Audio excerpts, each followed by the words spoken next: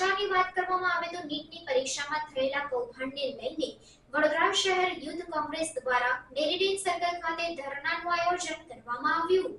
દેશમાં નીટની પરીક્ષામાં થયેલા કૌભાંડને લઈને રાજ્યભરમાં વિરોધનો વંટોળ ઊભો થયો છે, ત્યારે વડોદરા શહેર યુથ કોંગ્રેસ દ્વારા ડેરીડેન સર્કલ ખાતે ધરણાનું આયોજન કરવામાં આવ્યું હતું। આ સમયે યુથ કોંગ્રેસના કાર્યકરોએ ભાજપ સરકાર સામે ભારે સૂત્રોચ્ચાર કર્યા હતા અને નકલી નોટો ઉડાડીને ઉગ્ર વિરોધ નોંધાવ્યો હતો અને રસ્તા રોકો આંદોલનના ભાગરૂપે રોડ પર ચક્કાજામ કરતા ટ્રાફિક જામના દ્રશ્યો સર્જાયા હતા, જેને પગલે સયાજીગંજ પોલીસે 12 જેટલા કાર્યકરોની અટકાયત કરી હતી, જેમાં પોલીસે અમુકના કાંઠલા પકડ્યા હતા તો કેટલાકની ટીંગાટોળી કરી હતી। વડોદરા શહેરના ડેરીડેન સર્કલ ખાતે યોજાયેલ વિરોધ પ્રદર્શનમાં યુથ કોંગ્રેસના કાર્યકરોની સાથે સાથે વડોદરા શહેર કોંગ્રેસના નેતાઓ પણ હાજર રહ્યા હતા અને હાય રે ભાજપ હાય હાયના નારા લગાવ્યા હતા। આ સમયે ચક્કાજામ કરી રહેલા યુથ કોંગ્રેસના કાર્યકરોની પોલીસે અટકાયત કરી હતી।